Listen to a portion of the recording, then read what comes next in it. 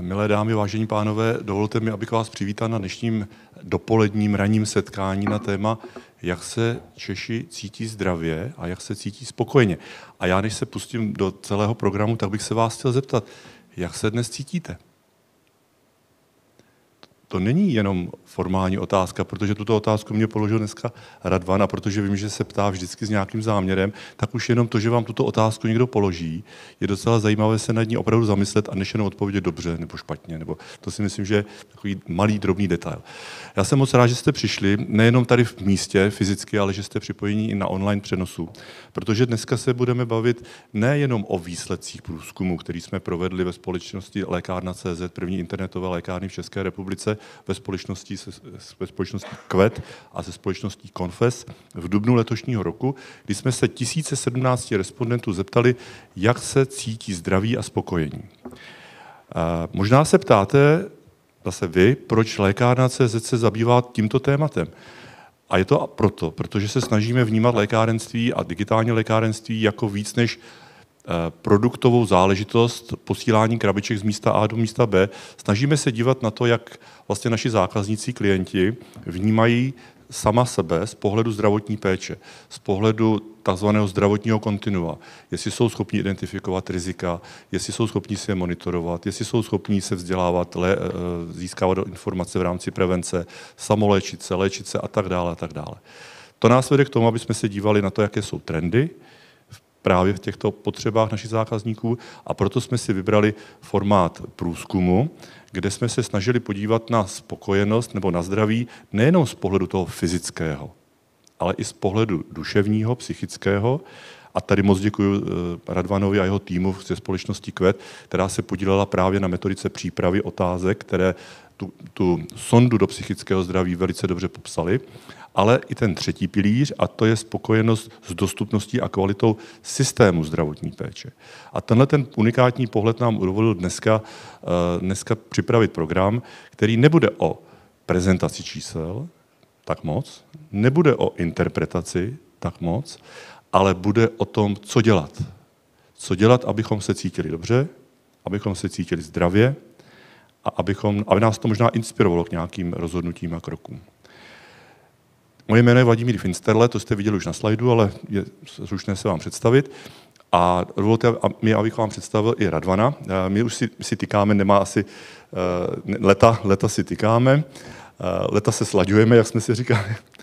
A pro mě oslovení Radvana tehdy na podzim minulého roku bylo zcela logická volba, protože když bych Radvana měl stručně představit, tak Radvan ví, ale nejenom, že ví, on ví proč. Protože jde do podstaty těch věcí. A já jsem moc rád, že přijal pozvání a že dneska si budeme právě povídat o těch věcech, co dělat s tím, abychom byli zdraví. Takže pojďme už na první oblast. A já bych možná začal ze svého pohledu, než ti dám slovo, dám ti chvilku na rozmyšlenou, čím tě ten průzkum překvapil, ať již pozitivně nebo negativně, aby jsme si otevřeli to téma. A já ti řeknu svoji jako, představu. Mě překvapilo, že přes všechny ty negativní informace, které se na nás hrnou, většina Čechů je spokojená a cítí se dobře. Co překvapilo tebe?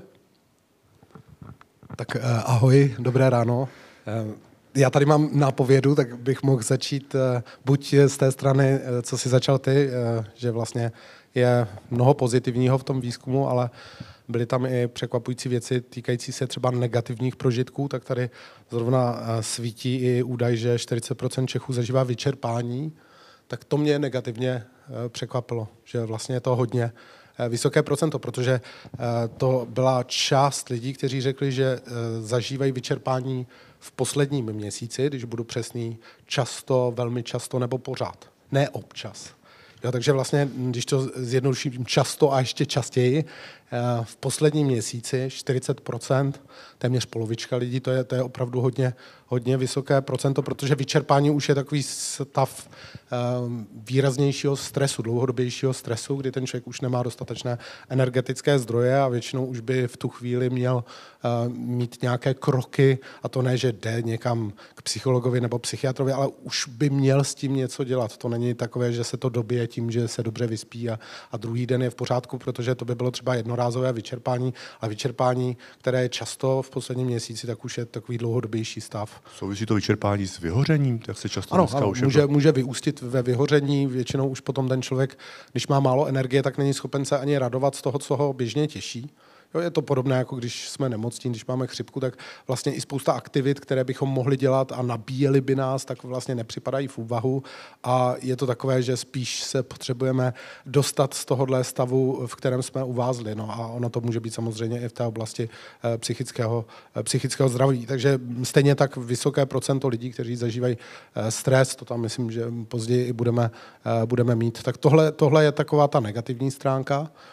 Co bylo pozitivní, a to možná máme i někde na dalším slajdu, je zase, kolik lidí je spokojených. Jo, tak tady máme, že ty jsi to zmiňoval, že 61% Čechů je spokojeno se životem, což znamená, že 39 není. Ono 27% se vlastně k tomu nevyjadřuje, jakože je někde mezi. Jo? Takže vlastně těch, kteří jsou nespokojení, je 12%. Jo? A z nich jenom 2% jsou velmi nespokojení se svým životem. Jo? Takže, a teď mě napadá otázka. Bavíme se sice o výzkumu v České republice, ano. Ale ty máš zkušenosti, protože jezdíš do Oxfordu, máš zkušenosti, jak to je v zahraničí. Je ta spokojenost v Čechách nižší nebo vyšší?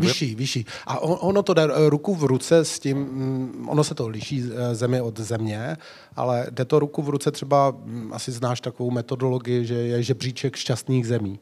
Jo, měří se štěstí. A to je z části postaveno na tom, kolik lidí řekne, že je spokojených velmi nebo velmi nespokojených, ale z části tam jsou i jiné parametry, které se tam propisují, třeba to, jak se lidi cítí svobodně, jak jsou platy, jak je to právě i třeba s péčí o zdraví. No a tam vlastně třeba i tento rok jsme byli 18 z nějakých asi 130, 140 států a minulý rok také, to znamená, že to je velmi dobré postavení, těžko budeme soutěžit se severními zeměmi, vždycky to vyhrává Finsko a ty další severní země jsou tam v čele, ale myslím si, že je to docela dobré postavení a myslím si, že to odpovídá tomu, že my to sice vidíme z hlediska médií všechno, my máme takovou schopnost si reptat, jo? Jako, myslím si, že v tom jsme výjimeční, že prostě lidi, i když se mají dobře, tak řeknou, ale to víš, jako na otázku, jak se máš, tak prostě se neodpovídá v Čechách výborně. Jo, to je divný, jo, ale to víš, jde to. Jo. Ale vlastně to české jde to odpovídá v podstatě je to skvělé. Mám se skvěle, takže my sice jako často si stěžujeme na různé věci a když přijde na to, jestli jsme spokojení nebo ne, tak opravdu jako jsme a to nemluvím o tom, že třeba 42% lidí se podepisuje pod výrok cítím se šťastný. Jakoby samozřejmě s ohledem na ten poslední měsíc, na to poslední období. To znamená, že tě ty výsledky zase tak principiálně nepřekvapily, protože sleduješ ty výzkumy jiné i v zahraničí, i v Čechách, takže to je dobrá zpráva. Ten výzkum byl dobře postavený, má potenciál, protože když ho budeme opakovat, budeme sledovat trendy, jak se vyvíjejí jednotlivé ty markery, takže to má potenciál pro to poskytnout relevantní zpětnou vazbu každému, kdo si ho přečte. Ano, nepřekvapilo mě to, potěšilo mě to, že to potvrzuje vlastně i tento vývoj. A co je možná překvapivé, kdyby člověk sledoval svět náš přes zprávy nebo přes diskuze na internetu, tak má pocit, že je to všechno daleko horší, protože ta 2% těch, kteří jsou velmi nespokojení, tak jsou velmi aktivní všude na těch sítích a podobně. Takže těch 12% vytváří pocit, že vlastně ten svět nejde dobrým směrem. Dobře, a ty jsi mě teda nahrál na tu otázku o té spokojenosti. Čím je ovlivněna ta spokojenost? Co jí tedy ovlivňuje, když ty média jsou relativně tak silná a přesto ti lidé si udržují pocit spokojenosti? Co ještě teda dalšího přispívá k té spokojenosti? Je to spousta věcí.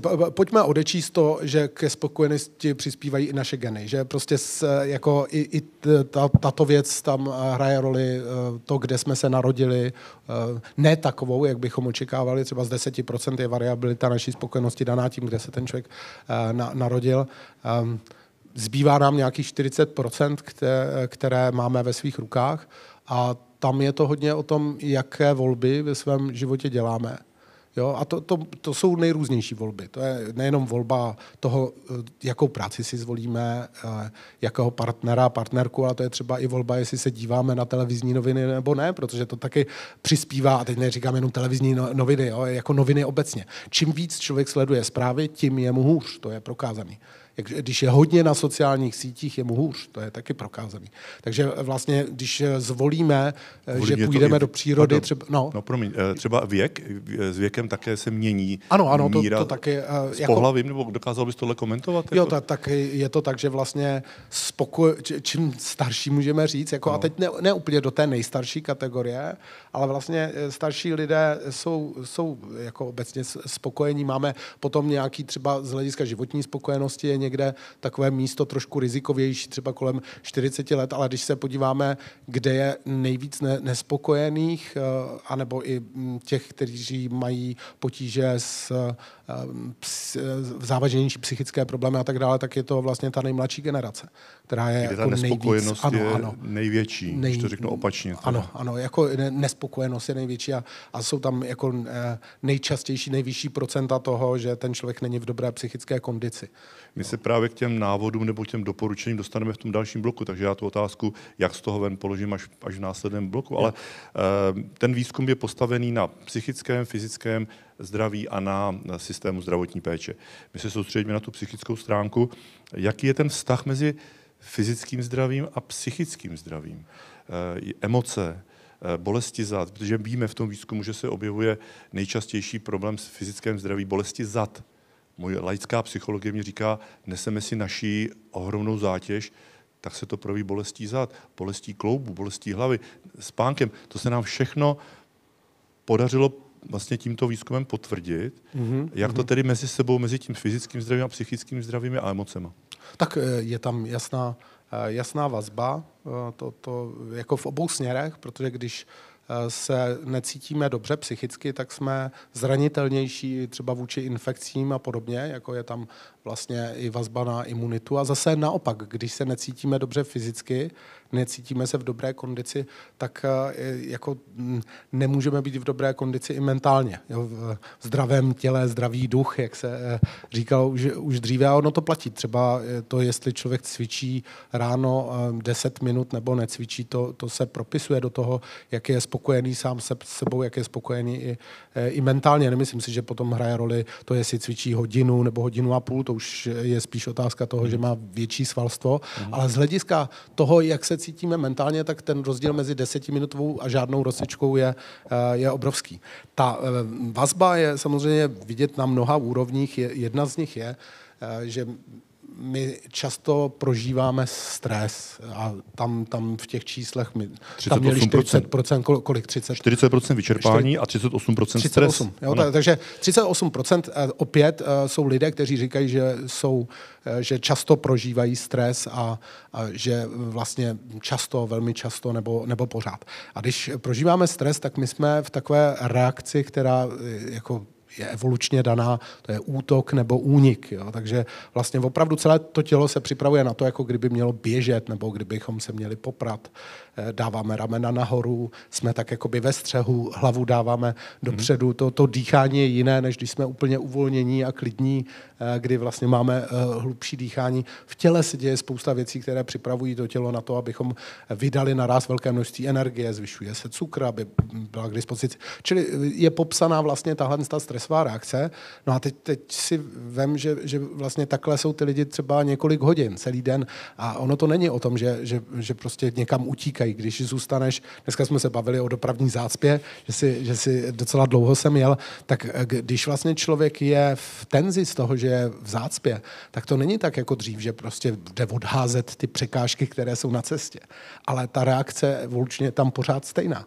To znamená, my se připravujeme na to, že jsme už měli být někde jinde, že bychom vyběhli, ale z toho auta nemůžeš vyběhnout. Takže ono to napětí potom se tam ukládá a chronifikuje, takže třeba typický odraz dlouhodobého stresu jsou bolesti zád, bolesti šíje, protože vlastně to napětí je skutečně doslova svalové napětí. A může třeba přecházet i do bolestí hlavy. Je to jeden z důvodů, jako napětí svalů může způsobovat bolesti hlavy. Samozřejmě jsou tady i jiné důvody pro bolesti hlavy. Takže když se potom podíváme na bolesti zad a páteře, bolesti kloubů a samozřejmě problémy se spánkem, které často souvisí s tím, že ten člověk má starosti, že má takové to, že se přežvikuje, tomu se říká ruminace, že přežvikuje různé, co se stalo a co měl udělat a tak dále, tak tohle vlastně je pravděpodobné, že souvisí s stresem a s tím, že ten člověk má starosti.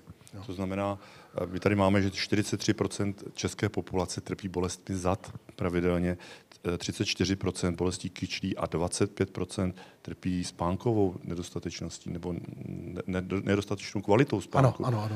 To potvrzuje to, co teda znáší ze své klinické praxe. Teda. Ano. Jo, byly tam i věci, které jsou méně závislé na psychice, třeba bolesti zubů a tak dále. Jako určitě tam může být nějaká souvislost, ale to, co tam bylo na těch prvních místech, tak hodně odpovídá takovým těm dlouhodobým zátěžím našeho těla, které prostě jsou jakousi somatizací toho napětí, které tam nechci říct, že všechno. Problémy se spánkem můžou být i tím, že ten člověk třeba má nějakou bolest zubu. To samozřejmě, ale ve většině případů ty problémy se spánkem, když nastanou, tak souvisí spíš třeba s úzkostí těch lidí nebo se starostmi, které mají. A zase zpětně velmi ovlivňuje kvalita spánku to, jak se cítíme. Jestli je nějaké doporučení, co dělat, aby člověk se cítil dobře, tak jedna z prvních věcí je, že by se měl podívat, jaký má režim spánku, jestli má dostatek spánku, jestli má dostatek kvalitního spánku, protože nejde jenom o počet hodin.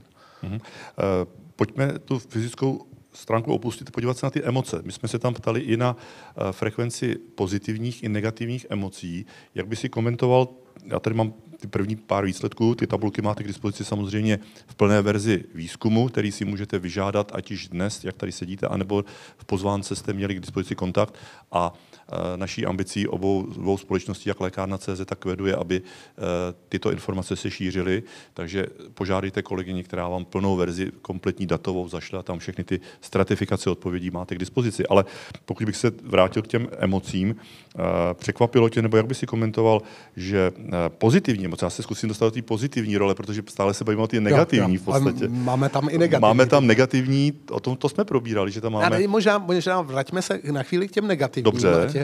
Ať to vyústí potom to pozitivní. No, ano.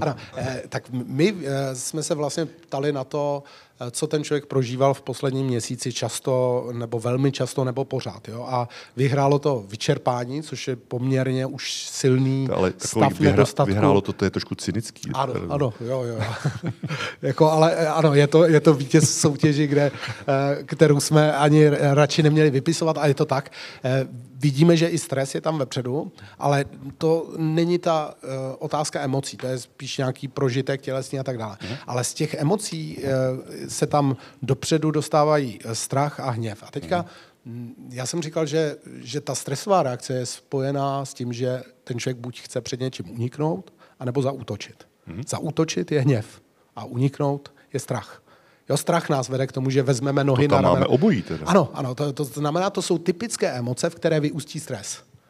Jo, pak je ještě třetí emoce, která nebyla takhle vepředu a taky je tam ale zvýšená, a to je smutek. Jo, 14%. Jo? 14% české populace cítilo za poslední měsíc smutek. Jo. A to nebyly, teďka je to trošku, je potřeba se zdůraznit, duben 2024. Jo, není to výsledek povodním před 14 před týdnem, je to duben 2024, proto je důležité, že to budeme opakovat a budeme tu metriku měřit, ale smutek tam máme také. Ano, tak není to tolik překvapivé, když si vezmeme, že třeba 10% populace je ve stavu, který bychom mohli napsat nebo popsat jako depresivní, třeba jako lehká deprese a tak dále. Takže vlastně ten smutek tolik nepřekvapuje. Tady ta vysoká čísla strachu třeba, ta mě překvapila o něco víc, strach a obavy. Tam se genderově tolik nelišíme, jakože to je prostě důsledek stresu, který máme, kde se někdy popisuje, že je větší genderový rozdíl, je hněv, že ženy víc inklinují třeba ve stresu ke smutku, který je spíš takový sociální, že váže pozornost ostatních, že se spíš lidi potom, že jim pomáhá se sdružit, kdežto hněv je víc taková mužská reakce na stres. Jo? Takže tady vlastně to potvrzuje to, že ten stres je poměrně na vysokém stupni což je trošku paradoxní, protože jsme říkali, že jinak jsme spokojená populace, ale přesto tyhle prožitky máme. Dobře, takže zůstali jsme u té negativní, pojďme na ty pozitivní. Jak by si komentoval, nebo co by si přečetl právě, že 62% z nás poslední měsíc v dubnu pocítilo radost, lásku. Pobavení, taky jedno z těch předních. Kdybychom to vzali vysloveně, tady je dohromady zase často, velmi často a téměř pořád, tak tohle je hezká zpráva. Jo? A samozřejmě bylo by hezký, kdyby lásku často pociťovalo ještě víc lidí, jako tam je otázka, co... Tady bych co asi by tušil, že i tam bude ten genderový rozdíl, tam asi bude. Ano, jo, je to tak. Třeba muži mají víc pobavení, ženy mají víc lásku, jo? Jako to je třeba... No to je 59, tak možná to říkali muži a to říkali ženy. Ne, tak jako mírně, je tam mírná odchylka, ale významná, u radosti třeba tolik nebyla, jo? Ale pobavení bylo třeba u mužů o něco častější, láska prožívaná byla častější u žen. Je to velmi hojivé, každá pozitivní emoce je hojivá, některé jsou ještě hojivější. Třeba... Jak se to projeví fyzicky? Jak se projeví na člověku, který jako asi, že se usmívá, dobře, ale je tam ještě nějaký dopad do toho, jak jsme si říkali, ty psychosomatickém efektu, to je negativní emoce. Jo. Jak se projevují ty pozitivní emoce? Tak je tam i celá řada fyziologických dějů, které doprovázejí ty emoce. Já dám příklad třeba emoce, která nebyla úplně tady v popředí, ale která je velmi důležitá i z hlediska našeho zdraví, dokonce fyzického, a to je vděčnost. Třeba prožívání vděčnosti má takový efekt, že když ten člověk častěji prožívá vděčnost, což se dá i navodit výzvou k tomu, aby řekl, za co je specificky vděčný třeba v tomto týdnu. Jo? To je jedno z takových doporučovaných cvičení v rámci takzvané mindfulness, všímavosti, že máš jako říct 10 věcí, které tě naplnily vděčností nebo za které jako si vděčný za poslední týden. A když to lidi dělají takhle pravidelně, třeba na bázi týdenního rytmu, tak je to takové, že to snižuje i riziko infarktu. Že to čistí srdce, doslova, jako že se tam snižují markery, které v podstatě jsou prediktory toho, že se srdcem děje něco špatného. To je dokázáno v metaanalýzách, to znamená v nějakých souhrnných studií, které jsou založeny na více než jednom výzkumu. Takže ono to má opravdu i fyzické efekty, vděčnost zlepšuje imunitní reakci. Jo, radost, když jsme radostní, tak lépe snášíme třeba bolest, posunují se nám prahy bolesti, jo, takže tam vlastně ten dopad na fyzické zdraví je jednoznačný. A o psychickém nemluvě, to je z definice, jo, prostě je fajn cítit radost, lásku a pobavení. A překvapilo tě, že některá z těch pozitivních emocí se nedostala tak vysoko, třeba, že v tom zahraničí je to víc a že tam máme prostor pro to, se třeba jako jestli zmínil vděčnost, nebo napadá mě zvědavost, nebo otázka, jestli zvědavost je, jaká je to emoce, může to být negativní, pozitivní? Zvědavost je spíš jako pozitivní, protože to jde jako z tvého rozhodnutí. Jo. Taková, která s tím souvisí, která nemusí být vždycky pozitivní, je úžas. Jo? Protože jako třeba ve studii, kde se sleduje údiv a úžas, tak člověk někdy může mít údiv a úžas taky nad něčím negativním, ale je to tak zhruba ve 20% případů, v 80% případů, když lidi referují o úžasu nebo údivu, tak je to pozitivní emoce. A ta mě překvapila, protože ta byla vůbec nejnižší. Dokonce... Tady u nás. Ano. A já si nemyslím, že by to bylo jinde o tolik lepší, ale vlastně v celé té tabulce pozitivních emocí byl úžas prožívaný nejméně, to znamená, i kdybych sečetl aspoň to, že se to občas vyskytne tak to bylo nějakých 28%, takový jako silný úžas, jako, nebo velmi často to bylo nějakých 7-9%. To znamená, neprožíváme třeba za poslední měsíc, jako většina lidí neprožije úžas. A jenom proč zmiňuji úžas? Ano. Vlastně to jsou nedávné studie, které potvrdily, že nejenom vděčnost, ale i úžas je velmi hojivá emoce. Důvod, proč funguje příroda na nás. Jo, tomu se ještě dostaneme, ale... Je právě, ano, dostaneme, jenom chci říct, že je právě spojen taky s úžasem, že tam zažíváme větší úžas. Čistě hypoteticky, není to, že naše společnost jako žasne až moc, že už si pak neuvědomí, že žasne? že už jsme tak... Že máme tolik úžasných nebo neúžasných záležitostí, že už začínáme být indiferentní k jakýmukoliv... Může to být vlastně efekt jakéhosi lhostejnění. Ano. Jo? Jako to už, že vlastně člověk má takovou obranou reakci, mě už to ani nepřekvapí. Ano, v některých případech, když řekneme já žasnu, tak to neznamená nic pozitivního. A vlastně může tam být ta obrana, že už prostě jako, já už si zvyknu na všechno. Ale je to škoda, protože vlastně ta emoce, která je tak typická třeba pro věk 3 až 6 let, pro předškolní věk, kdy jsme v úplně ideální kondici, jako úžas je hrozně důležitý pro to, abychom se učili třeba. Stejně tak jako ta zvídavost, o které si mluvil. A najednou je to v těch lidech utlumeno. Najednou se dostávají do situace, že stagnují. Taky se za chvíli dostaneme k otázce seberozvoje, což je jedna z věcí, která hodně souvisí s tou spokojeností. Tak jenom chci říct, že tam máme co posouvat, protože takové emoce jako radost, tomu můžeme jít vstříc, jako lidi dělají věci, aby měli radost, ale třeba vděčnost nebo úžas, na to někdy zapomínáme a už jenom to, že bych se tě zeptal, kdy jsi byl úžasný nad něčím, anebo kdy jsi byl za něco vděčný, tak tě stimuluje o tom přemýšlet. A já vím, že se o tom spolu bavíme, za to moc děkuji, za ten dar, který mám možnost se s tebou o tom bavit, tak já se snažím žasnout. A já bych tady mohl říct několik příběhů, takže bych na to odpověděl, ale to není to o nás dvou. Dneska je to o tom výzkumu, který proběhl v dubnu minulého roku, nebo letošního roku, pardon, už ten čas běží, a který budeme pravidelně opakovat. Ale děkuji za ty komentáře k pozitivním, negativním emocím. Pojďme se dostat k tomu, jak vlastně naši respondenti odpovídali, jak řeší, jaké cesty je vedou k tomu, aby byli spokojení, jaké oni mají reálné praktické zkušenosti a jak je vidíš ty. Právě třeba to, že se tam objevila vysoce příroda. Na prvním místě 57% respondentů v České republice říká, že tu spokojenost a to zdraví hledají v přírodě. A mě pořád vrtá hlavou, je to klišé, nebo je to podložené nějakými fakty, že ta příroda takhle funguje a jestli tam je nějaká minimální dávka přírody týdně třeba. Já jako lékárník mám jako denní bezpečnou dávku nebo denní toxickou dávku. Řekni mi, jaká je denní nebo týdenní dávka přírody. Tak zaprvé není to klišé, protože opravdu ty lidi tam chodí a nedělají to kvůli tomu, aby to vyplňovali do těch dotazníků. Takže je to asi nejčastější způsob, co lidi volí. Jednak, když mají negativní pocity, že jim to pomáhá, ale taky měli jsme tam podobnou otázku, která se týkala prevence. Co děláte, abyste se vyhnuli té nepohodě? A tam dokonce ta příroda byla ještě o něco víc, myslím, že nějakých 62%. Čili je to nejčastěji braný lék, jo? Jako na to, že se necítíme dobře. A není to jenom u nás, platí to celosvětově.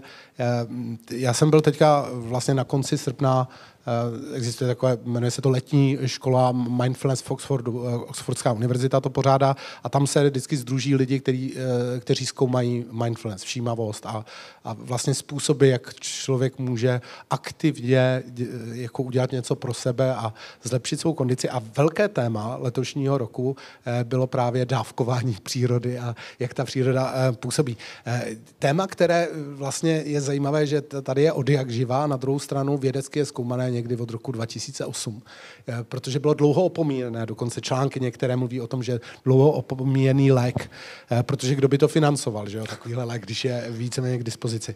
No a tam vlastně se sledovalo hned několik věcí, které se týkají toho dávkování, jak ty říkáš. Za prvé ukazuje se, že když třeba máme školáky nebo kohokoliv, kdo pracuje a děláme vlastně systém takzvaných green breaks, jako zelených přestávek, to znamená, že vyzveme ty lidi, aby v následujících 10 minutách šli ven se podívat třeba na oblohu nebo na přírodu nebo na stromy a oni to udělají, tak vlastně je prokázané proti skupině, která zůstane ve třídě, že vlastně se jim zlepší kognitivní funkce. Že už 10 minut vlastně toho, že se díváme do přírody, díváme na něco živého, pozorujeme ptáky třeba tadyhle v tom parku, co je tady hned u hlavního nádraží, když tam bych si myslel, že je to trošku jako riziko, ale vlastně to, že se můžeme, téměř vždycky se můžeme dívat na nebe, tak tohle opravdu jako dává smysl už po pár minutách. A je tam vidět, že je tam rychlá regenerace. Když se na to díváme z hlediska nějakého dlouhodobějšího dopadu, nejenom na kognitivní funkce, ale na to, jak se cítíme, tak existuje analýza toho, jak přínosné je být v přírodě. 3 hodiny, 4 hodiny a tak dále. Ukazuje se, že docela zásadní je strávit v přírodě 2 hodiny týdně. A buď to naráz, nebo to je kumulativně, nemusí to být v jednom celku, že rozdíl mezi lidmi, kteří stráví ty 2 hodiny a mezi těmi, co nestráví, je obrovský. Stejně tak jako s tím ranním cvičením 0 až 10 minut.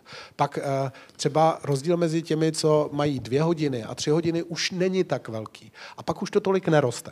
Jo, to znamená, že základní doporučení dávkování, které z toho letošního roku bylo aspoň ty 2 hodiny si ohlídejte, že jste opravdu v přírodě. A teď to, co bylo zajímavé, a já už jsem to trošku zmiňoval, že se dlouho hledal ten mechanismus. Mechanismus účinku, mi to napadá jako lékárníka zase. Přesně. Jak to funguje teda, jo. Když teda hodina, 2? Může to být že sluneční paprsky, může to být ozon venku, může to být to, že lidi jsou v pohybu venku. Jo, že cítí, a teď jsou různé teorie evoluční a fyzikální a tak dále. No, nakonec se zdá, že ten nejsilnější mechanismus je přes emoci, že vlastně v přírodě víc zažíváme neobvyklou pozitivní emoci úžasu a ta emoce nám hodně zlepšuje naši psychickou kondici. To je závěr vlastně z řady studií, který tam byl referován.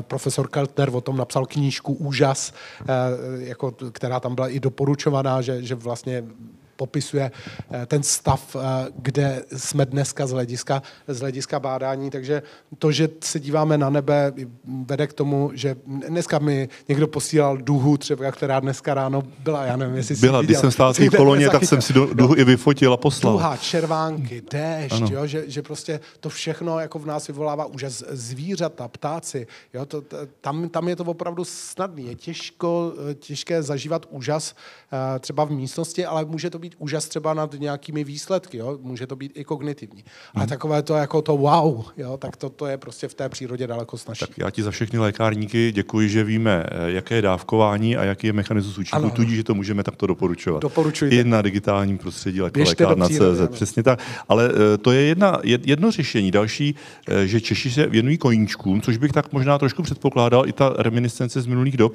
že máme ty chaty, chalupy, ale nemůže to být někdy až kontraproduktivní, že ten koníček se nám stane jako... Znám takové případy, kdy to je koníček, který v podstatě odvádí toho člověka od těch jiných situací, ale jsou to spíš výjimky. Tam jde o to, že, a my se k tomu ještě, myslím, dostaneme, protože tam máme údaj o tom, kolik lidí pracuje na sobě, že vlastně koníček často znamená, že se v něčem zlepšuješ, že se učíš něco nového a to je velmi důležitý prvek, to je, jestli se lidi cítí spokojeni nebo ne. Jo?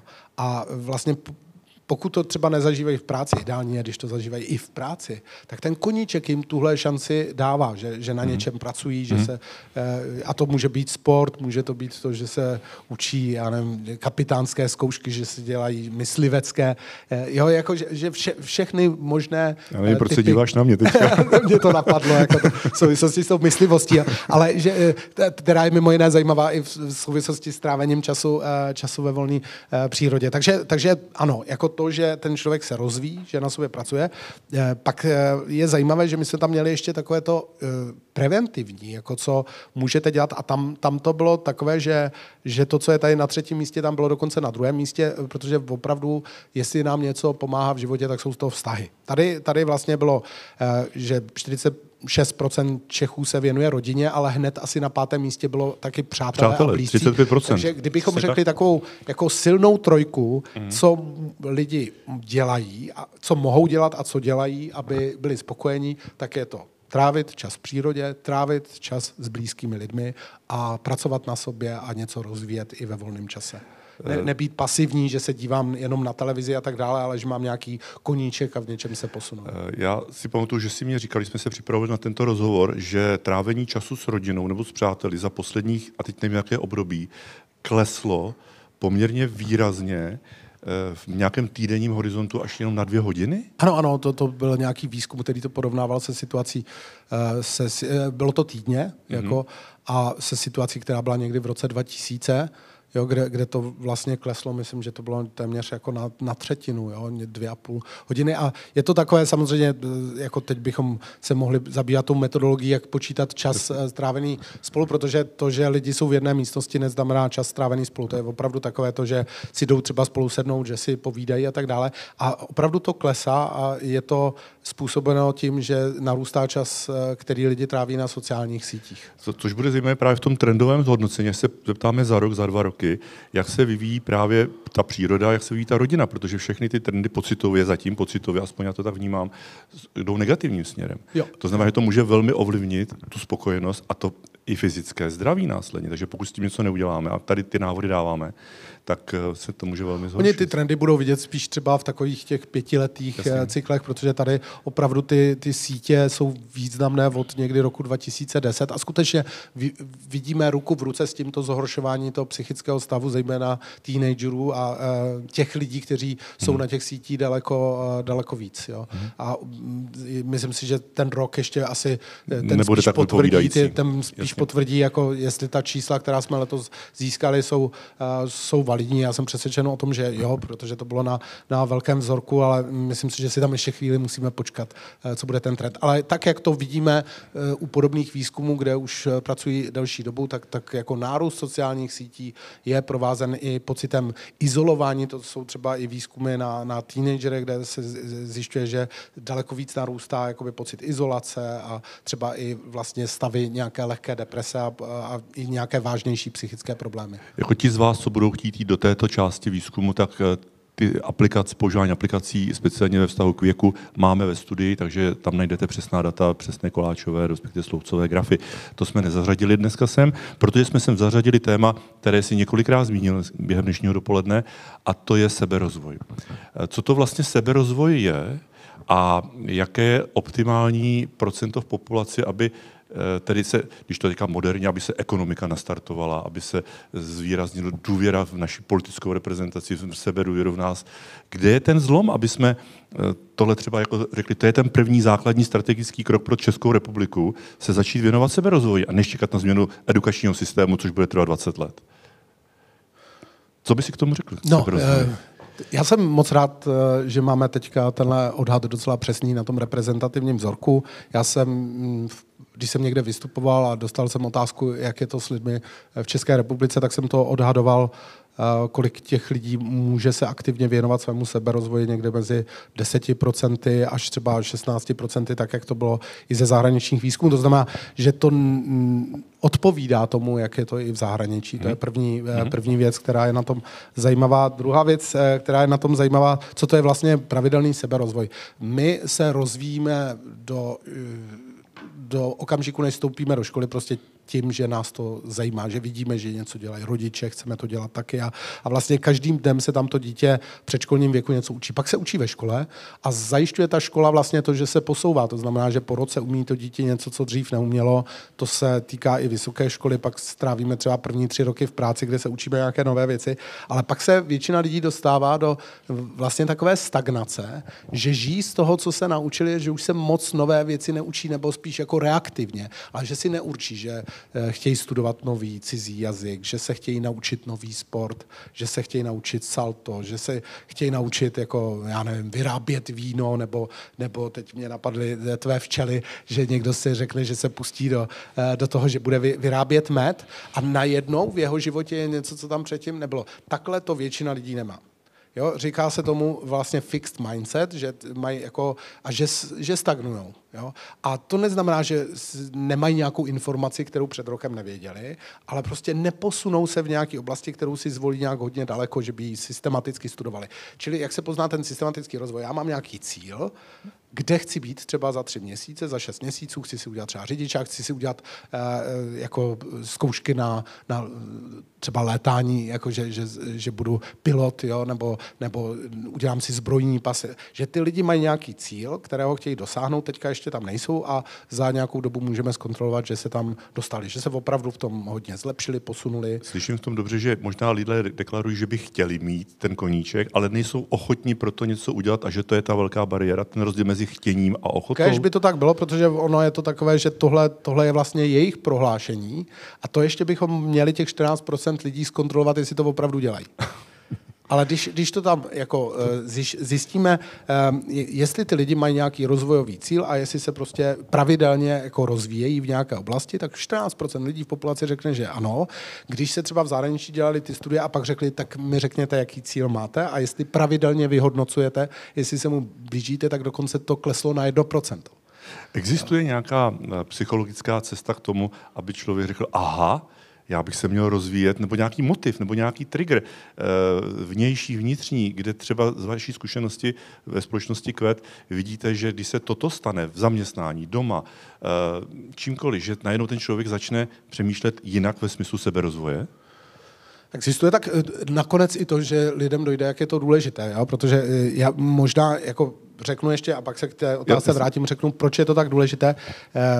My dneska víme, že třeba z těch 40%, kterými zasahujeme do naší spokojenosti, vedle těch genů a vedle jako toho, těch vnějších podmínek, tak polovina z toho je určena tím, jestli se ten člověk rozvíjí nebo ne. Čili zásadním způsobem tím můžeme ovlivnit svoji spokojenost, pokud se přepneme do toho, že si řekneme, tak já se chci naučit jezdit na koni třeba. Takže fakt jenom to uvědomění, ta síla. Ano, jako uvědomění toho užitku. Mm-hmm. A akorát ukazuje se, že řada lidí, kteří byli docela v takovém jako rozvojovém stádiu v nějakém svým, jako všichni jsme byli v tom předškolním věku, jo. A řada lidí, kteří byli ještě třeba na vysoký a těsně po vysoký, tak se dostávají do pasti nedostatku času. Jo, to znamená, že oni by i něco dělali. Jo? Říkají, já bych rád hrál golf. Třeba to je to chtění, no, ale... Ale nemám čas. Jo. Takže vlastně někdy je to o tom, samozřejmě time management je o prioritách, jo? Ale uvědomit si, že prostě si fakt musíme na to nějaký čas rezervovat, protože řada lidí, když mluví o work-life balance, tak mluví o tom, kolik času je v práci a kolik času je doma s rodinou, ale to je nějaká role, kterou tam mají, jako vůči druhým, vůči členům své rodiny, ale pak je takový ten me time, jako čas, který věnuju vysloveně sám sobě. A sem se počítají koníčky, setkání s přáteli, vlastně čas, který je věnován tomu, že máme že si čteme knížky a tak dále, kdy opravdu si můžeme dovolit věnovat ten čas sobě a hodně lidí tu investici nemá, třeba z důvodu toho, že mají malé děti, že toho mají jakoby těch různých angažmá příliš mnoho. To znamená, často tam potřebujeme těm lidem pomoct v tom, aby lépe zacházeli s tím časem a skutečně tomu dali prioritu. A my s tím časem musíme zacházet taky, Radvane, protože se pomalinku blížíme k závěru dnešního setkání a myslím, že se nám objeví otázky i v onlineu, takže bychom se na ně měli čas reagovat. Takže pojďme posledních 5 minut věnovat tomu, jakoby nějakému summary, tomu sdružení informací, doporučení. Na úvod jsem řekl, nebudeme se o číslech, budeme se o doporučení. Co tedy doporučuješ, aby když budeme dělat výzkum v dubnu 2025, tak aby jsme ta čísla, ne my, ale naši spoluobčané měli lepší ve smyslu, budeme se cítit dobře. Ano, dobře. Na tom předchozím slajdu bylo vidět, že máme co napravovat, že prostě je zhruba, já nevím, něco přes 20% lidí, kteří jsou opravdu naprosto v psychické pohodě, je tam jiný rozdíl žen a mužů, a to bych teďka nekomentoval ty genderové rozdíly, spíš jenom, že prostě by bylo fajn se dostat do téhle kategorie. Jsme naprosto v pohodě, anebo jsme aspoň v pohodě. A kdybych vypíchl, co vlastně z toho, o čem se bavíme, by nám pomohlo, tak některé věci, které děláme, bychom měli dělat dál. Jako, že fungují, je to potvrzené, možná bychom to mohli dělat systematičněji, takže určitě je tam chození do přírody. Jo, fakt ty 2 hodiny za týden, ano. Strávit v přírodě, to určitě funguje z hlediska té dávky. Takže píšu si recept, takže první položka. Dobrý, tak si tam napiš ještě něco, co tady nemáme, napiš si do toho receptu, kromě 2 hodin týdně v přírodě, 10 minut cvičit denně. To je prokázané, to se velmi propisuje do toho, jak se cítíme, to je z hlediska toho fyzického. Píšu si. Ano. Potom další věc je udělat si nějaký rozvojový cíl. Něco, v čem se chci zlepšit, posunout v oblasti znalostí, schopností, vlastností, na něčem pracovat, abych ti řekl, co bude příště jinak, až se potkáme, co třeba budu umět a teďka ještě neumím. Jo? Mít někde nějakou oblast, ono to souvisí s koníčkem, někdy s prací. A asi je důležité si to fakt třeba napsat, že? Určitě. Má to úplně jinou váhu a mělo by to být dobře formulované, to znamená něco, čeho fakt můžeme v budoucnosti dosáhnout, a že si to můžu zkontrolovat. Stočíš svůj první met, jo? A teď předáváš někomu jakoby že si to takhle i lidi vizualizují, tak to hodně pomáhá. Tím se dostaneme do té skupiny těch 14%, která je fakt zdravá, která prostě odolává různým potížím, mimo jiné i se jí tolik netýká demence a jako v pozdějším věku a tak dále. Potom si myslím, že jednoznačně z těch věcí, které tam byly v té trojici, že jo, příroda a práce na sobě, je ještě to pěstování vztahů. Jo, existuje knížka Dobrý život, která prostě popisuje... Ale tam jsme si tu dávku neřekli, pane docente. Jo, tam jsme si to neřekli. Tam jsme si neřekli, tak rozhodně to není těch dostačujících 2, jako současné, jako podle současného 2,5 hodiny, to by bylo málo, ale já bych řekl, že tam víc než dávka z hlediska kvantity jde o kvalitu. Jo, opravdu si říct, jako s kým mě potěší, a to může být třeba 5minutový hovor. S kým je mi dobře. Jako, že bychom se měli setkávat s lidmi, ne s kterými musíme, ale s kterými je nám dobře. A je dobrý, když máme nějakou skupinu lidí, s kterými máme opakovaně nějaké sedánky, kde prostě jako si vždycky v tom bezpečí jakoby povídáme, co se stalo. Je dobré taky myslet na lidi, které máme rádi, jestli jsme s nimi šli opravdu jako prožili hluboký čas, jo? Protože máme třeba děti, ale i jako být s nimi se všemi třeba je jiné, než s každým zvlášť například, nebo je rozdíl být s partnerkou třeba doma tak jako každý den, anebo někam vyrazit na prodloužený víkend a jít na večeři. Takže tam hodně bych se spíš přimlouval za kvalitu toho času stráveného, kde třeba 5 minut opravdu kvalitního popovídání je víc než 3 hodiny strávené třeba při společném sledování filmu. Je tam ještě něco, je tam to všímavé? Ano, ta všímavost to je nevyužitý zdroj. Jo? Vlastně my jsme zjistili, že v populaci jsou asi jenom 4% lidí, kteří vědí o tom, že mohou trénovat všímavost, mindfulness, že jsou na to určité pomůcky a to není jenom meditace, to je prostě i to, že ten člověk pracuje s dechem, že pracuje se svým tělem, že si víc všímá, že je unavený. Jakože nečeká, až když ho bolí záda, ale že si všímá a že zařadí třeba 5minutovou pauzu. To znamená daleko všímavěji zacházet se svojí energií. A jedna z těch podob všímavosti je to uvědomování si pozitivních emocí. A tam bych zmínil třeba tu vděčnost, ale i ten úžas. Prostě praktikovat třeba to, ano, napiš si prosím tě do toho receptu, jednou týdně si odříkat 10 věcí, za který jsem specificky vděčný tenhle týden. Radvane, to taky pomáhá. Moc děkuji za ten přehled, já jsem si to ani nestačil teda zapisovat, já ti to pak ještě vrátíme, protože teď nastává ta interaktivní část pro kolegy, kteří jsou připojeni online tady v sále. Já jsem neřekl na začátek jednu důležitou věc. V pravém dolním rohu vidíte takový QR kód, nebudu to popisovat, ten si stáhnete a tam máte možnost položit dotaz, který uvidí, nebo přinesou nám kolegyně a uvidí Radvan, nebo na ně odpovídat, nebo pokud budu já za lékárnu schopen odpovědět, odpovím i já. Pokud bych tady shrnul to, co jsme slyšeli, ne to odborné, o kterém si hovořil, slyšeli jsme o tom, že společnost Lékárna.cz, Confess a Kvet generují nebo iniciovali první výzkum, který se zabývá zdravím a spokojeností populaci na psychickém, mentálním, respektive fyzickém zdraví a spokojenosti se zdravotním systémem a pravidelně budeme sledovat vývoj v těchto oblastech a pravidelně budeme organizovat podobné setkání jako s Radvanem, protože na tu druhou část, o které jsme se zatím nebavili, fyzické zdraví a systém zdravotnictví, budeme mít podobný workshop, podobný webinář zhruba tak za 1,5 měsíce, kde máme pozvaného kolegu Jakuba Hlávku, což je odborník na systém zdravotní péče, který pracuje na Masarykově univerzitě v Brně, a pan doktor Smejkal, epidemiolog IKEMu, což bude také zajímavý pohled právě na to jakoby to tvrdé zdravotnictví, jak to vlastně má i okolo nás. Takže pokud máme nějaký dotaz, kolegyně v sále nemá dotaz? Má dotaz, tak jsem s ním. Máme mikrofon, abyste byla slyšet. Tady děkuju. Tak ještě jednou, já jsem Eva Rýznerová, Blesk zdraví. Já vám děkuju za vaši prezentaci, protože mě to potvrdilo i moje takové jako laické výzkumy, které já si ráda dělám, například tu přírodu, vztahy a podobně. A zeptala bych se vás úplně konkrétně, vás, pane doktore, i vás, pane docente, jestli byste nám mohli říct naprosto konkrétní rady ke každé té položce toho receptu. Jak vy je naplňujete, jo? To znamená teda ta rozcvička 10 minut, co děláte konkrétně, 2 hodiny v přírodě, kam chodíte, jo? A podobně. Děkuju moc. Já mohu začít, ale ty se naznačil, já to nebudu dát úplně podle pořadí. Já musím přiznat, že mi se to propojuje, jak ta sociální interaktivita s lidmi, se kterými vám je dobře, tak oni, když vám řeknou, moje zkušenost byla, že si ráno udělají sprchu 2 minuty ve studené vodě, udělají si dřepy a pár kliků, tak já teda nedosahuji 10 minut, ale blížím se k nějakým 5 minutám, ale je tam pro mě důležité, že to dělám každý den. A někdy se mě teda opravdu nechce. Ale pak, když to uděláte, tak ta 6. minuta potom dokončení je krásný efekt, ty endorfiny se vyplaví. Takže to je tato jedna z věcí.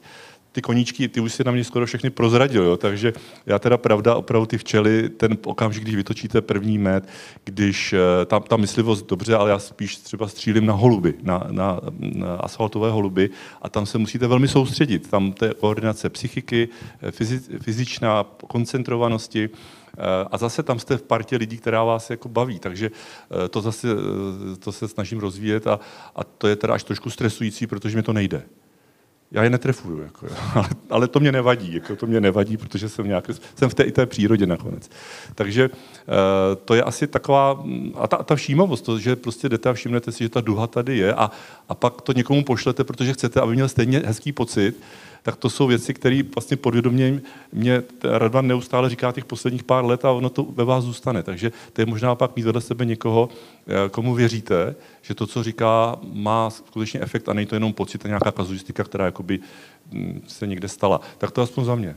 Dobře, já tu sprchu obdivuju, protože to se neodvážím každý den si dát studenou sprchu, ale pokud jde o cvičení, tak cvičím pravidelně a je to různé podle toho, kolik mám času, jako někdy o víkendu je to až třeba hodina, ale spíš jako běžný den je to těch 10-15 minut a je to sestava vlastně pozdrav slunci a pozdrav měsíci, potom nějaké cvičení 8 brokátů, tai chi, tak to jsou takové jako klidové věci, které mě tak jako dobře propojí s tělem a pak jsou tam nějaké posilovací cviky, takže to mám takovou sestavu, která je celku rychlá a opravdu i těch 10 minut mi přijde, že dává smysl.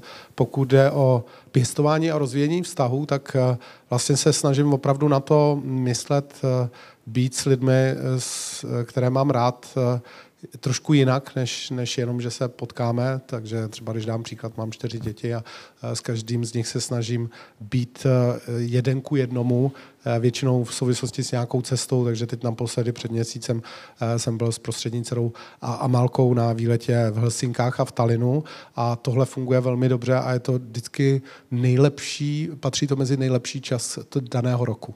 Ten čas strávený s dětmi na cestách, kdy vlastně tím, že jsme spolu takhle sami a že si povídáme a fakt máme na sebe hodně času, tak se dostaneme do takové hloubky, do které se nedostanu několik měsíců, i když jsem s nimi v kontaktu, i když teď jsou po světě, tak už tolik ne. Takže vlastně plánuji si vlastně ten čas, abychom měli jenom na sebe. Jo? Tak to je. A pak mám vlastně nějaké rituály s blízkými lidmi, se svým nejlepším kamarádem, se svým bratrem, kdy se pravidelně setkáváme a máme nějaké své rituály. Tak to je pěstování a rozvíjení vztahu. Práce na seberozvoji, tak tím, že se věnuju koučování a sebekoučování, tak by to byla ostuda, kdybych neměl nějaké rozvojové cíle. Na každý kvartál si určuji rozvojové cíle, co chci posunout, co chci změnit, takže teďka jeden z nich je, že chodíme do tanečních s mojí ženou a učíme se nějaké nové tance. Chození do přírody, já mám to štěstí, že bydlím kousek od Stromovky, to je můj oblíbený park a ten je krásný v každém ročním období. Také mám štěstí, že máme chalupu, takže tam vlastně se taky dostanu víc do blízkosti přírody, ale vždycky, když cítím, že je toho hodně a že si potřebuji nějakým způsobem odpočinout, tak se jdu projít ven a já mám rád teda i procházky ve městě, jo, protože si myslím, že i ve městě je na co se koukat a i ve městě je příroda. Takže to praktikuji jednoznačně. Praktikování vděčnosti to dělám, to cvičení, jako za co jsem vděčný, takové to 10 prstů vděčnosti se tomu říká a to souvisí s tím, že vlastně hodně praktikuji všímavost a ta se dá praktikovat na různých úrovních. Já jsem tady zmínil, že vlastně mě to zajímá i jako vědecké téma a že to zkoumáme s kolegy a nabízíme to pro ostatní. Takže často, když to někde vysvětluju, tak to sám dělám, ale dělám to sám i pro sebe, to znamená začít den tím, že si 3krát vědomě nadechnu a vydechnu, že to není takové to, že člověk je ještě rozespalý, ale že vlastně je to rozhodnutí, že teďka stávám a od teďka je to jiné, nebo to, čemu se říká sklízení smysly, sense foraging, tak to je takový, jako že vlastně, když člověk třeba jí, nebo když mám rád víno, tak když třeba ochutnávám víno, že si to fakt užijete všemi smysly a že se člověk soustředí na tu barvu, na tu vůni. Když jsme v přírodě, tak existuje takové cvičení, které mám velmi rád, kterému se říká 5, 4, 3, 2, 1, že si všimnete 5 věcí, kterých jste si předtím nevšimla, 4 zvuků, které jste předtím nevnímala, 3 dotyků, vlastně 3 nějakých taktilních podnětů, 2 vůní a 1 chuti, kterou máte v puse. Takže tohle je vlastně, že se člověk přepne, ale to může dělat při spoustě různých činností. To může být v lese třeba sbírat houby nebo borůvky, nebo můžete jít třeba do galerie, do muzea, což také mám rád, jako když můžu jít vlastně se podívat do nějaké galerie, protože tam ten údiv je mimo jiné taky velmi pravděpodobný, stejně jako v přírodě. Takže tohle je odpověď na vaši otázku, co konkrétně dělám já. Ty jsi mě ještě doporučil, jsi mě inspiroval těmi dětmi. Já jsem se dohodl se svými syny, že když si ráno telefonujeme k něčemu, tak si zeptáme, jakou jsi měl včera radost. Drobnou radost. A najednou se naladí ten mozek úplně jinak, že si tu všímavost musíš uvědomit, ale hledáš to pozitivní, to hezké. A nikdy ta radost nepřijde. A jenom i to uvědomění, hele, něco je divného, nemám radost. Jo.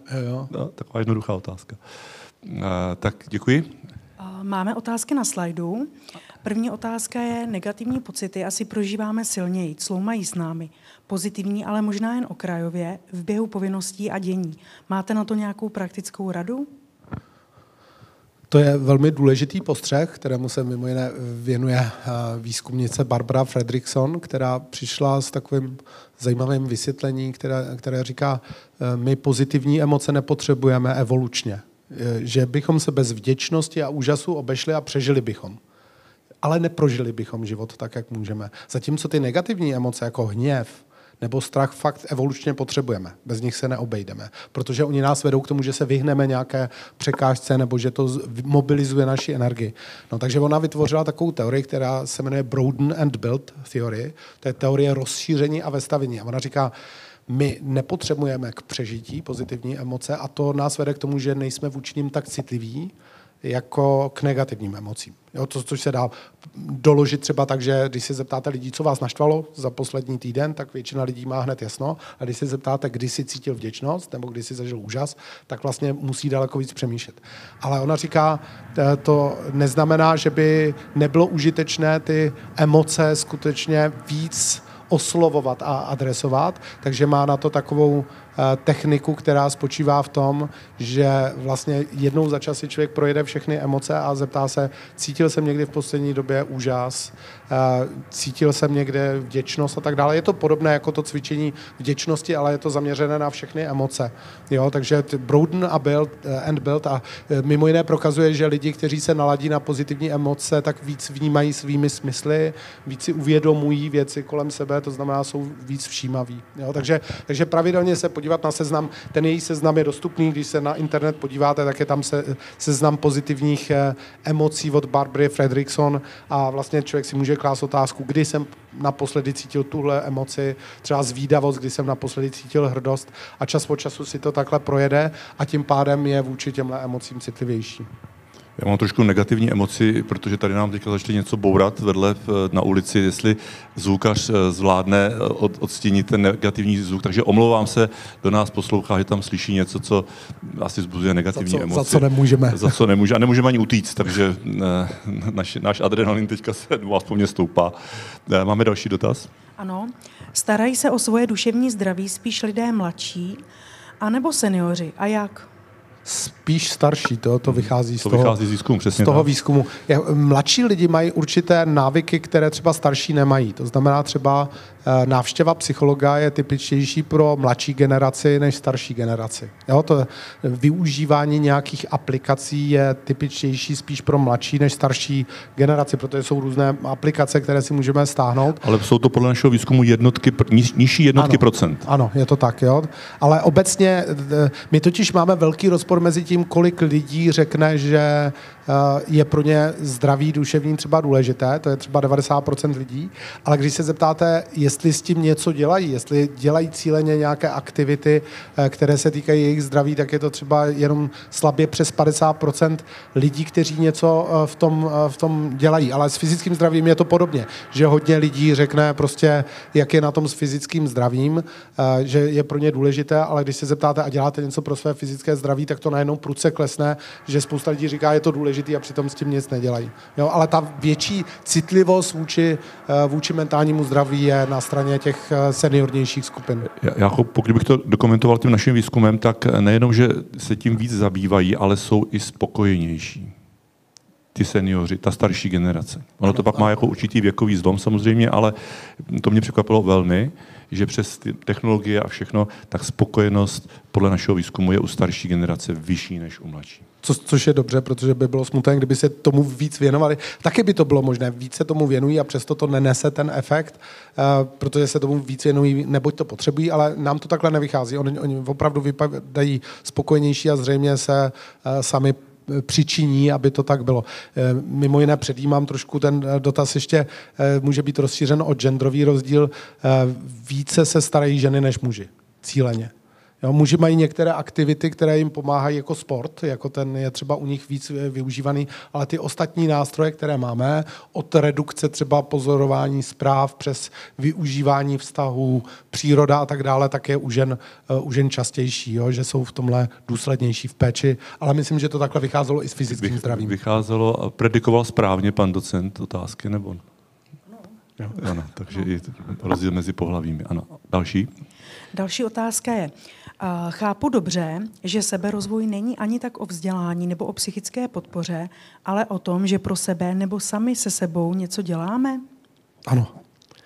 Jednoslovná odpověď ano, protože vlastně svěřit to škole, někdo řeší seberozvoj tím, že se přihlásí do nějakého kurzu a nechá se usměrňovat třeba někým trenérem a podobně, ale většinově spíš si lidi zvolí nějakou svou vlastní cestu a tím pádem se víc rozhodují o tom, co chtějí v tom nejbližším kroku udělat a kam se chtějí posunout. Já bych to přirovnal k turistice, že je rozdíl mezi takovou tu turistikou, že vás tady někdo proveze autobusem a teď vám řekne, a tohle je chrám svatého Víta a tak dále. Teď ty lidi vyskáčí a nafotí si to. Myslím si, že tahle turistika má na ty lidi menší dopad, byť toho víc stihnou, než takové to, že se člověk toulá po tom městě, na chvíli si sedne v nějaké kavárně, která se mu líbí, teď tam objeví nějaký kostel, kdy vlastně jako ty jeho nejbližší kroky jsou určeny právě tím, co chce v tu chvíli on, jestli chce jít do kostela, nebo se chce podívat na náměstí a víc si to užívá. Jo? Tak bych řekl, že i s osobním rozvojem to takhle je, že je fajn, když nás ta škola, kterou držíme, nebo která nás drží za ruku po nějakou dobu pustí a my si určíme sami, co je to, oč máme zájem. Takže děkuji za odpověď. Tady komentovat nebudu. A poslední otázka je, bylo by prosím možné nasdílet výzkumy ohledně dopadu vděčnosti a dalších pozitivních emocí na zdraví? To je, Radvane, čistě na kvet a na tebe. Ano, já bych doporučil vlastně z výzkumníků, který se tomu věnuje, tak nejvýznamnější jméno je Robert Emmons. A Robert Emmons napsal takové knížky jako Gratefulness anebo Thanks. A tam jsou shrnuté výzkumy týkající se vděčnosti, takže to by byl jeden tip. Neviděl jsem, že by ta knížka byla přeložena do češtiny, ale vlastně i jeho články, jakékoliv články, a řada z nich je dostupná, když si člověk najde Google Scholar, tak ho to přepne do vědeckých článků a když si tam dá Emmons, Gratefulness nebo Thanks, tak se tam objeví jeho články a řada z nich je dostupná, že si to tam může hned vyhledat. A nebo se podívat na vlastně ty kurzy mindfulness, které jsou vlastně ve dvou různých podobách. Jedna je spojená se zkratkou MBSR, Mindfulness Based Stress Reduction, redukce stresu založená na mindfulness, a ta druhá MBCT, Mindfulness Based Cognitive Therapy. A to jsou 8týdenní kurzy, které jsou často ale popsané i v knihách a existuje i hodně na internetu takových jako prováděcích předpisů nebo tutoriálů, takže ne vždycky člověk musí vyhledat někoho, kdo mu to poskytne a může sám tím procházet a tam jsou i cvičení, která jsou zaměřená na vděčnost, jo? Jsou tam zařazená a vlastně vysvětlená, ale je tam i mnoho jiných cvičení, které se třeba věnují dechu a všímavému pohybu a podobně. Takže bych doporučil někomu, kdo chce pracovat na svém seberozvoji a kdo se chce rozvíjet ve všímavosti, aby se podíval na tyto zkratky na internetu a to už ho potom navede na tu cestu, nejenom k všímavosti. Děkuji moc, já to také navážu, pokud si tam řekl, že to bylo v angličtině, tak možná ten cíl pro sebe rozvoj bude naučím se anglicky, přečtu si v originále tuto knihu. Co se týče všímavosti, můžete se podívat na lékárna.cz, co tam všechno děláme pro spokojenost a zdravý životní styl, nejenom zásah v rámci nemoce nebo samoléčby. Za to budu moc rád. Děkuji moc, Radvane, za to, že jste do toho s námi šli v tom zimě. Jsem moc rád, že jsme se dneska domluvili, že budeme dál pokračovat, že nás to jako velmi baví a že ta inspirace, kterou si dneska předával vlastně všem, co nás sledovali, ale i co nás budou sledovat v následujících dnech, byly velice konkrétní a ten předpis já pak někde možná zveřejním. A budeme ten recept, ten recept, ten recept a budeme si ho všichni, tak doufám, dávkovat, tak aby spokojenost a aby jsme se cítili všichni dobře, to číslo rostlo a nejenom to číslo, ten pocit, hlavně ta pozitivní emoce. Takže děkuji vám všem za tady účast, za vaše otázky a těším se na druhé pokračování tohoto webináře, který bude o fyzickém zdraví a spokojenosti Čechů se stavem systému české péče o zdraví. Děkuji vám moc. Tak já také děkuji. Díky.